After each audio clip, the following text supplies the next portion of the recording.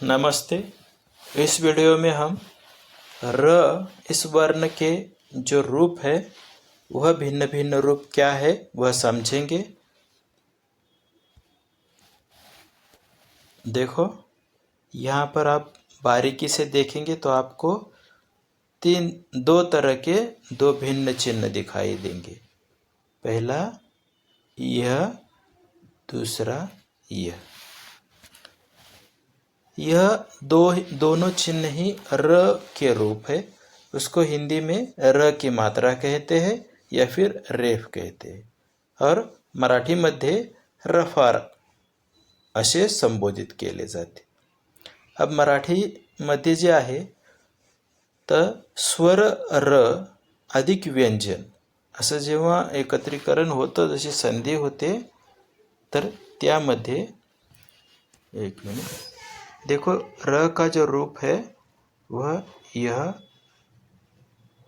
सु, उसमें र जुड़ा है, अधिक यह सूर्य बन गया। तो यहाँ पर का र का जो रूप है वो यह है इस प्रकार। और नीचे में स्वर अधिक र साथ व्यंजन के यानी र का जो उच्चारण है वो व्यंजन के साथ हो रहा है, ऊपर में जो है स्वर के साथ हो रहा है, तो उसका उच्चारण स्वर अधिक र जुड़कर व्यंजन से, तो सु अधिक आगे यह र आ गया और आगे वाला व्यंजन य, तो उसका उच्चारण होता है सूर्य। अब यहाँ पर देखो यह बीच में आ गया र, यानी यह इस र के यह दोनों रूप है। ये उदाहरण हम हिंदी में भी रखकर समझ सकते हैं। फर्क इतना ही है, हिंदी में उसे रेफ या र की मात्रा कहेंगे और मराठी मध्ये रफार असे उच्चारित केले जाए। अब जो है यह र के चार भिन्न भिन्न रूप है।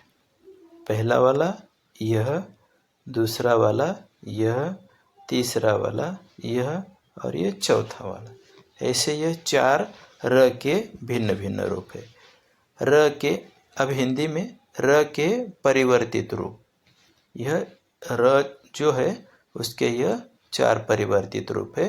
देखो शर्त शब्द में पहला त में आया पहला रूप, उसके बाद ट्रक का जो ट्र है उसमें दूसरा रूप आया और शत्रु इसमें यह तीसरा और चौथा रूप आया। यह जो है र इस वर्ण के जोड़ाक्षर रूप है। मराठी में से रची जोड़ाक्षर रूपे ऐसे कहते हैं। अब इन्हीं चिन्हों से जो संयुक्त वर्ण बने तथा जो उसके रूप है तो वह भिन्न भिन्न रूप मराठी में है। वो कैसे है वो उदाहरण के तौर पर यहाँ रखे हैं। पहला चिन्ह थ वर्ण के साथ र जुड़ गया तो वह थ्र हो गया। श के साथ र जुड़ा तो श्र हो गया। र के आगे ह जो है र से ह जुड़ गया तो र हो गया। र से य जुड़ गया तो र्य हो गया। त से र तथा क जुड़ गया तो तर्क हो गया। ट से र जुड़ा तो ट्र हो गया। श से र जुड़ा तो श्र हो गया, श्री वाला श्र। यह वर्ण हिंदी में भी इस्तेमाल होते हैं। आगे खाली जानकारी के लिए मराठी का है ये श चे जोड़ाक्षर रूप। इसमें देखो ये पहला वाला लाल रंग में बना के रखा है, यह श का ही रूप है और ये दूसरा जो है यह भी श का ही रूप है। पहले में यह इस ढंग से आया है श, दूसरे में इस ढंग से आया है। उम्मीद करता हूँ यह र के जो भिन्न भिन्न रूप है आप इनको समझ गए होंगे।